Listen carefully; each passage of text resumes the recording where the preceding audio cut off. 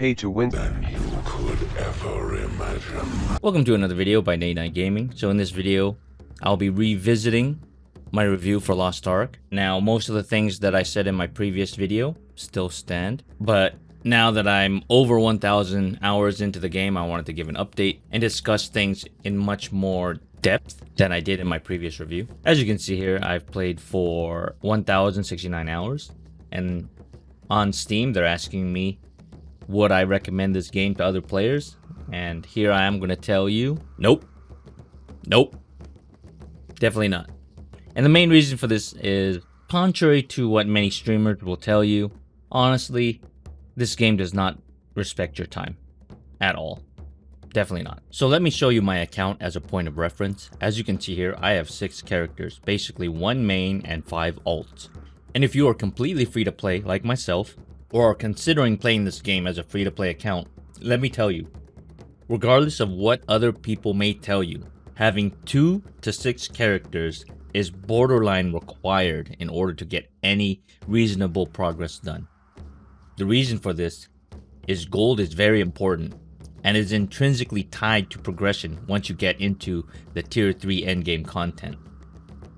And aside from a few in-game achievements, playing the market board or crafting and gathering, most players' gold generation comes from completing endgame content such as Abyssal Dungeons, Abyss Raids, or Legion Commander Raids, or selling your service to complete these for other players. But that's a different subject altogether. With that in mind, each roster is basically your set of characters on a server, and can have at max 6 characters generating gold via completing these endgame activities.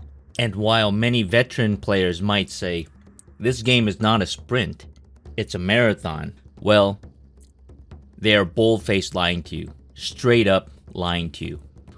Or on full copium, or of course are spending money and paying to win past all of this stuff. There are 2 main reasons for this. First and foremost, as time goes on, the economy inflates more and more. And since there are so many illegal bots running 24/7 farming gold, the inflation is literally going to the moon right now. I honestly pity any new player that has recently started Lost Ark. Once they get into tier 3, which is the current endgame tier at the moment, they are in for a rude awakening. Especially once they get a character to item level 14, 15 or higher, and are looking forward to jumping into the super hyped up Legion Commander raids. Most likely they're gonna have to pay to have other people clear some of these raids in the beginning, but how can they pay if they have no gold generation to begin with? They're gonna have a hard time. And secondly, as time goes on, it becomes harder and harder to find learning parties for these endgame raids. It's already extremely hard for players to find others to play with and experience the story dungeons from levels 1 to 50. And after that, once they get into the endgame, starting with tier 1 and tier 2, it's near impossible to find people for Guardian raids and Abyssal Dungeons via matchmaking until they get into tier 3. Players who have started within the first 2 months of launch were easily able to find people to play with within these level brackets, but now the vast majority of players have moved way beyond that. Many achievements and collectibles are near impossible at this point as well for new players. Some things like Island Souls quite literally cannot be completed without a minimum amount of players, and the vast majority of players have already moved on. This game is literally about sprinting as fast as possible to keep up with the pack.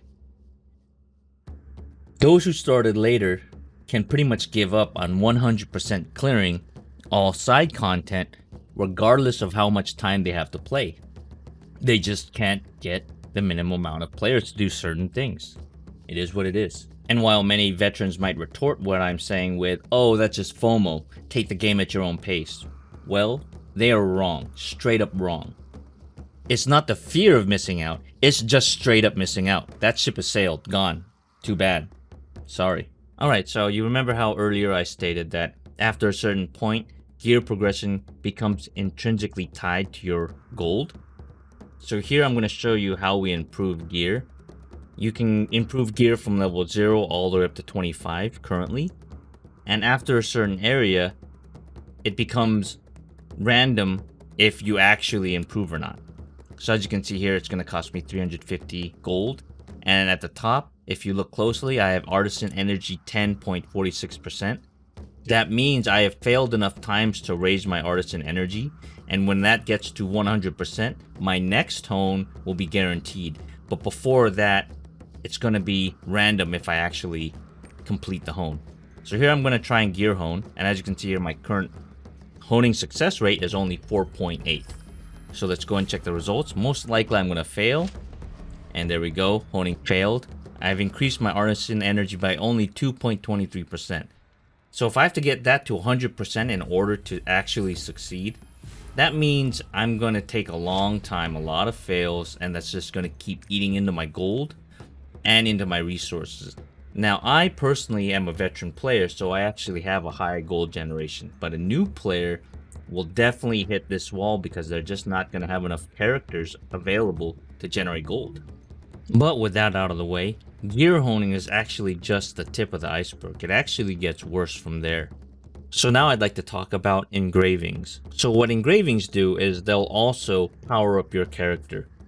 As you can see here, there are both golden engravings and red engravings. So the golden ones are beneficial and the red ones are what we would call malice, and they would actually make your character worse. So if you take a look, there are multiple diamonds on each row, totaling up to 15 per row. Now, if you have 5, you'll get level 1 of that skill. If you have 10, you'll get level 2, and if you have 15, you'll have level 3. And basically each level goes up by increments of 5. So 5 for level 1, 6 also only is level 1. 9 is still only level 1. You're not almost at 2, you're still just at 1. So as you can see at the bottom, my attack power reduction is only at 4, which means I have not even got to level 1 attack power reduction, so it doesn't actually affect me.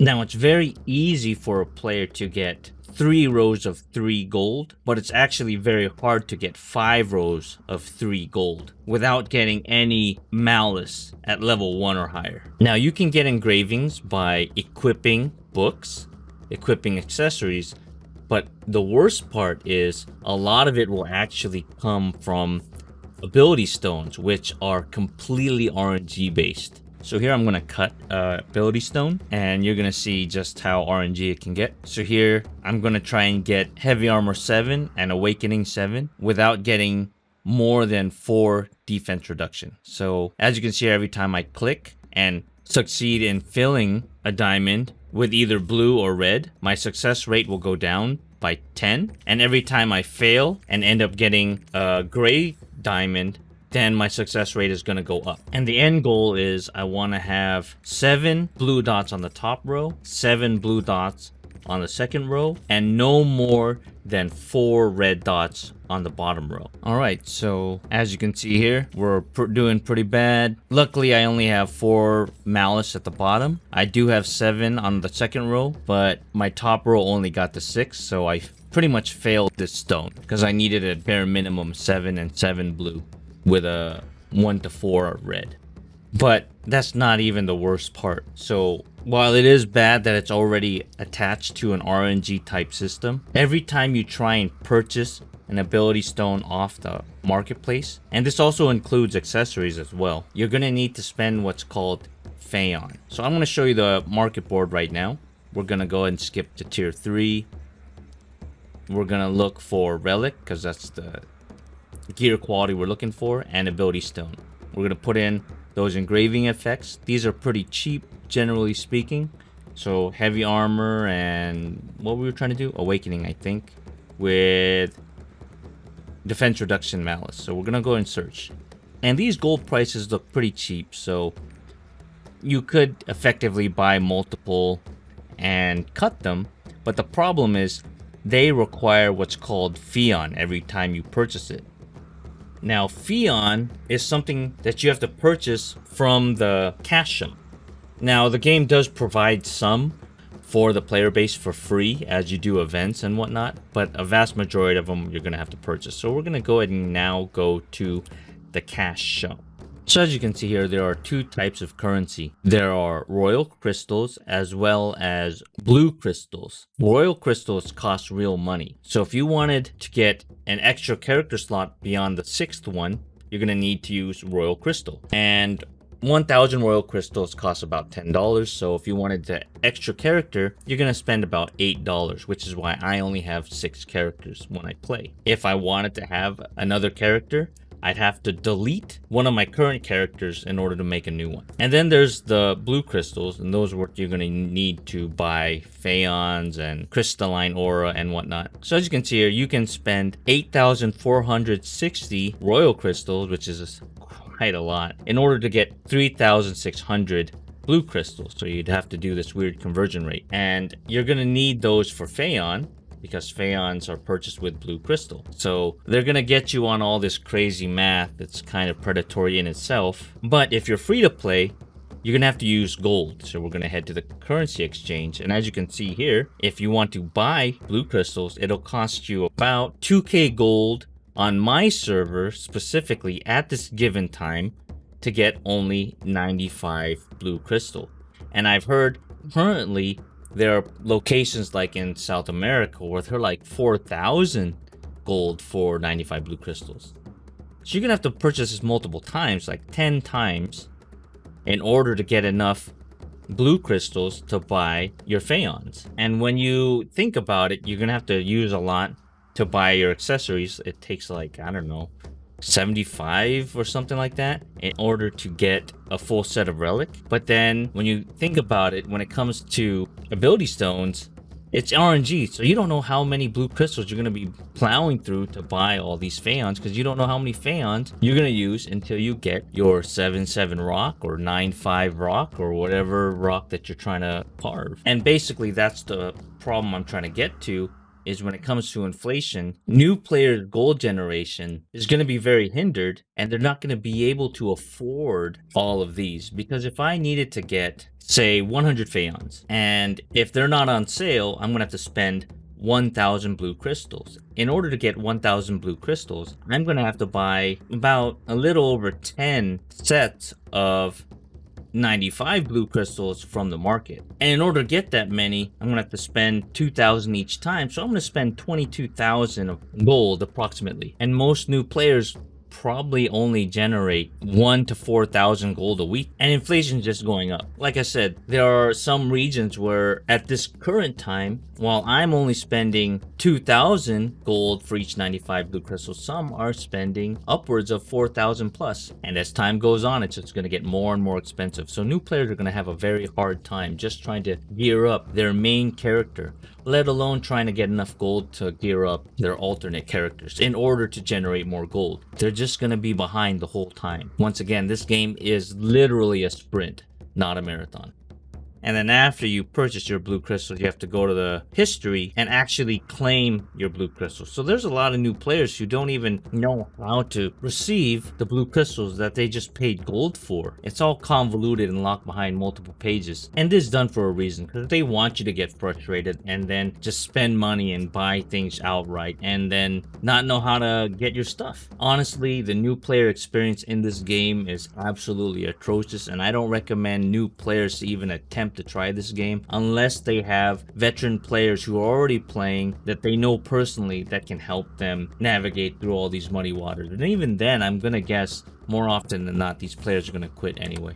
Now, with all these systems in place, this game definitely caters toward toxic players. The systems actively invite toxicity and gatekeeping. At the end of a vast majority of multiplayer instances in this game, we'll have an end screen that shows what the game decides as an MVP. And this type of system basically breeds players to lord their grandeur above all the lower plebs that are beneath them. And if that instance is going to have an MVP screen, there is no way to opt out. There is no way to avoid this type of toxicity. And because of the way RNG is intrinsically linked to gear progression, like honing your gear, and also accumulating engravings for your ability stones and your accessories. Gatekeeping is very, very extreme when it comes to the end game Legion raids. Talk to any veteran Lost Ark player and they'll all tell you that gatekeeping is present in pretty much every aspect of Party Finder for Legion raids. Lost Ark basically caters to a very niche group of people, very hardcore,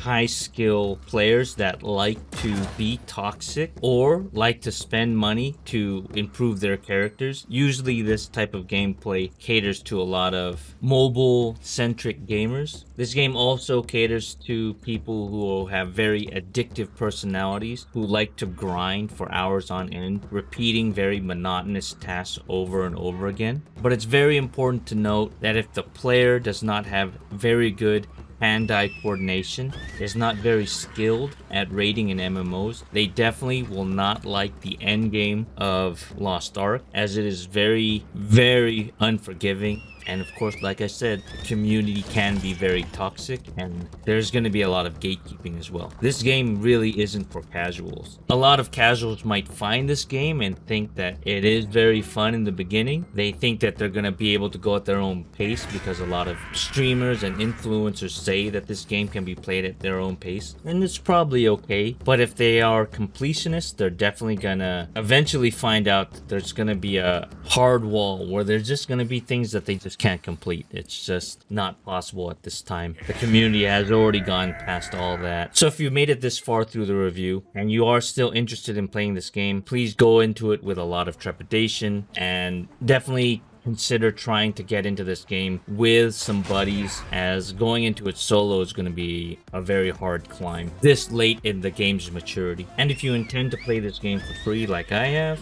then prepare yourself to redo the same monotonous daily tasks every day ad nauseum. So I've played over 1,000 hours in this game. Was it worth it? No, probably not. When I first started the game, I went into the game with about 20 friends, and at this point in time, only 2 or 3 of them still play to this day. It's very hard to meet new people, and the game is, for the most part, about 95% of the game is all solo. And really, I only play just so I could play with my friends that are still playing. But if they were to quit, I'm gone. It's just, yeah. I'll continue to make content and live stream on Twitch, www.twitch.tv/DNGDangerous. And yeah, I'll be making content until my friends leave the game. Then, like I said, I'm out. Thank you, hope you enjoyed this video, and if you did, consider hitting that thumbs up, hitting that subscribe button, and ringing that bell for future notifications on videos that I might be posting in the future. And in case you're interested in supporting the channel even more, I do have a merch website at streamlabs.com/DNGDangerous/merch. And until next time, take care, goodbye.